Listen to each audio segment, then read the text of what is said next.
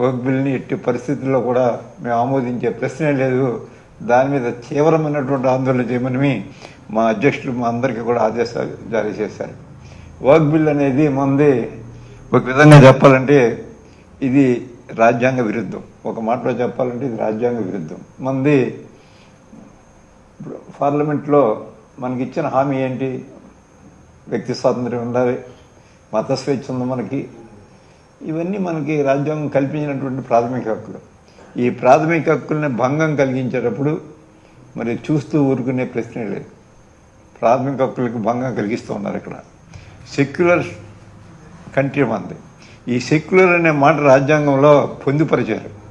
దానికి అర్థం లేకుండా చేస్తే మరి ఖచ్చితంగా దాని మీద తీవ్రమైనటువంటి వ్యతిరేకత వ్యక్తం చేయండి. ఆ బిల్లు కానీ పార్లమెంట్లో ప్రవేశపెడితే ముస్లింల యొక్క హక్కులకు భంగం కలిగించే ఏ నిర్ణయం తీసుకున్నా మేము సపోర్ట్ చేసే ప్రశ్నే లేదు.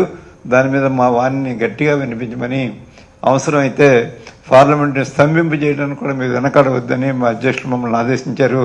తప్పకుండా దాని మీద కూడా మేము పోరాడతామనే మాట కూడా ఈ సందర్భంగా మీ అందరికీ కూడా మనవి చేస్తాం.